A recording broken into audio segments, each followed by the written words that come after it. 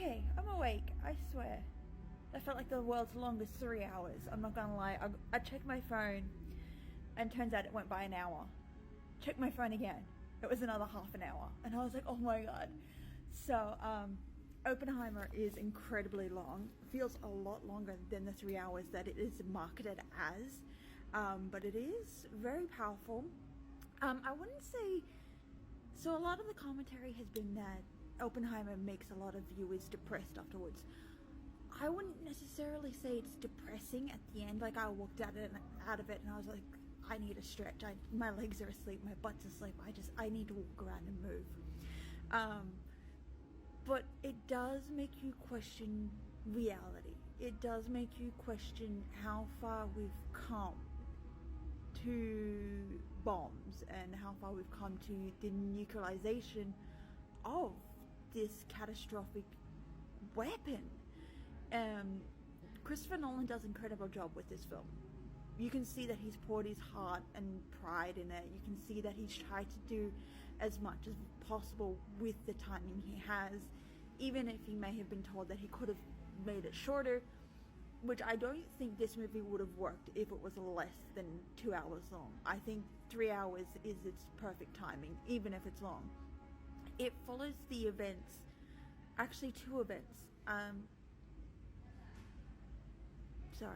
follows this perspective of Strauss, which is played by Robert Downey Jr., and follows the perspective of Oppenheimer, which is Cillian Murphy.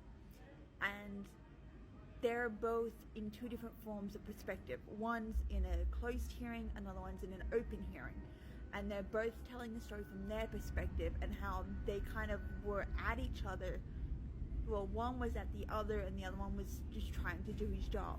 And how Oppenheimer was selected to create this weapon in order to stop the Germans, which was to Hitler's reign. And then his weapon was used in the Japan War with Okashima. Apologies if I got that name wrong. I'm not familiar with a lot of wars.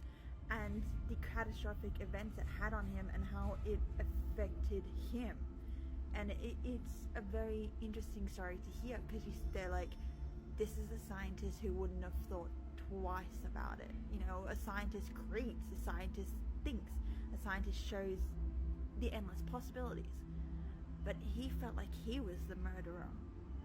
You know, he didn't create the weapon himself. He was with a team of scientists, but he's credited as the father of the bomb.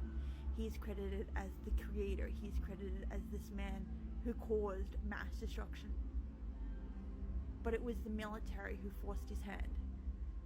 It was his endless possibilities that gave an idea.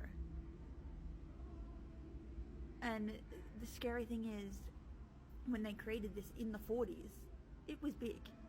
You had to load it onto trucks. You had to, use machinery to cart it from point A to point B, let alone point A to Z.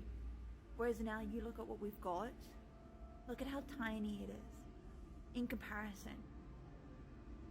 The tiny little things that we've got now cause just as much as destruction. But no, it's brilliantly done. Like I said, it's very long in the tooth, so be prepared to stay awake. Drink a lot of caffeine. I walked out and there was like 4 people asleep. I'm not gonna lie, 4 people were asleep. Mind you, the people in my session were older than I am, and by older I mean 50 plus years old. So I was the baby. But yeah, it's incredible. It's very visual to sit through. Very visual.